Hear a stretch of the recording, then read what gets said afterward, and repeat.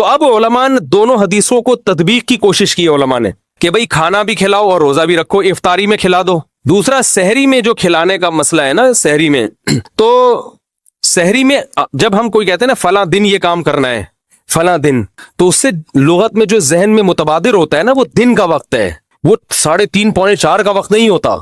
یہی وجہ ہے کہ جو لوگ اس حدیث پر عمل کرتے ہیں وہ دن میں کھانا کھلاتے ہیں، دوپہر کے ٹائم لنچ کرتے ہیں۔ وہ افطاری میں تو ویسے ہی دسترخوان وسیع ہوتا ہے بھوک کی وجہ سے۔ ارے بابا وہ تو ویسے ہی بچوں کو جب روزہ رکھا ہوا ہے تو اچھا کھلاؤ، سحری اچھی کراؤ، اور افطاری وہ تو ویسے ہی بھوک کی وجہ سے رمضان میں دیکھو نا کیسے کھلے دسترخوان ہوتے ہیں۔ تو میں نے بڑی کوشش کی دونوں حدیثوں کو جمع کریں، لیکن تکلف کے بغیر یہ ممکن نہیں ہے۔ تو فقہ کا ایک اصول ہے کہ جب کوئی بے غبار صحیح حدیث ہوتی ہے اور اس سے ایک اصول ثابت ہو رہا ہے، تو اس کے مقابلے میں اگر کمزور روایت آئے گی جو اس سے ٹکرا رہی ہوگی، تو اس کمزور روایت کو، اگرچہ وہ موضوع من گھڑت نہیں ہے، لیکن اس کمزور کو اس صحیح حدیث کی مخالفت کی وجہ سے بولو بھائی رد کر دیے جائے۔ اس لیے میرا نالائق کا موقف یہ ہے، میں بہت نالائق ہوں، میں اتنی بڑی بڑی باتیں کرتا نہیں ہوں، لیکن ساڑی عقلچ یہ چیز آندھی نہیں ہے کہ بھئی جو روزے کا دن ہے وہ بھوکے پیاسے رہنے کا دن ہے، وہ کھانے کھلانے کا نہیں ہے۔ افطاری میں تو ویسے ہی کھاؤ بھی کھلاؤ بھی۔ تو اور اس کا نقصان یہ بھی ہوتا ہے کہ لوگوں نے اس کھانا کھلانے کے چکر میں روزے چھوڑ دیے ہیں۔ سمجھ رہے ہیں، جب حلیم پکے گا تو کون روزہ رکھے گا بھائی؟ ساری رات گھوٹا لگے گا حلیم کا کہ کل دسترخوان وسیع کرنا ہے، تو پھر روزہ گیا، وہ تو تیل لینے گیا، روزہ کون رکھے گا روزہ؟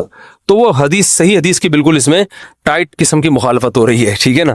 تو نالائق کی رائے، پھر بھی اگر کوئی دوسرے علماء کی رائے کو فالو کرتا ہے تو وہ کھائے بھی کھلائے بھی۔ میں کہتا ہوں جو مضبوط چیز ہے اس کو لینا چاہیے، جو کمزور چیز ہے اس کو چھوڑ دینا چاہیے۔ ہمارے حضرت مفتی رشید احمد صاحب رحمہ اللہ ایک بات کہتے تھے کہ جہاں کھانا کھلانے کی حدیث آئے گی نا، وہاں مسلمان اس کو لے ہی لے گا۔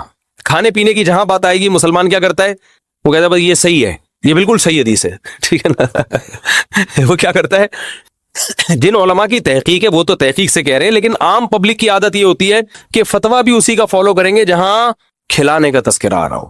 تو اب ہمارے کہتے ہیں جہاں کھانا کھلانے کی بات آئی، مسلمان کہتا ہے بس یہ بالکل صحیح، بخاری کی طرز پر، یہ بخاری کی شرط پر یہ حدیث۔ تو بھائی بھوکا رہنا عبادت ہے، بھوکا رہنا سنت ہے۔ بچوں کو تو ویسے ہی کھلاؤ اور سحری افطاری کرا دو، اچھی سی روزہ رکھواؤ، اور جو بالکل چھوٹے بچے ہیں وہ تو ویسے ہی کھاتے ہیں۔ تو اس لیے، اور پھر اس کا نقصان کیا ہو رہا ہے؟ حلیم کے گھوٹے لگ رہے ہیں پوری پوری رات بیٹھ کے، اس کے الگ نقصانات ہیں۔ حضرت حسین رضی اللہ تعالیٰ عنہ تو کربلا میں شدید گرمی میں بھوکے اور پیاسے اپنی جان دیتے ہیں، اور یہاں ہم کیا کر رہے ہیں؟ کھانا کھا رہے ہیں، دیگیں پکا رہے ہیں، شربت پی رہے ہیں۔ تو یہ بات عقل میں آنے والی نہیں ہے۔ وہ روزہ رکھنے کا دن ہے۔ اللہ تعالیٰ عمل کی توفیق عطا فرمائے۔ وما علینا الا البلاغ۔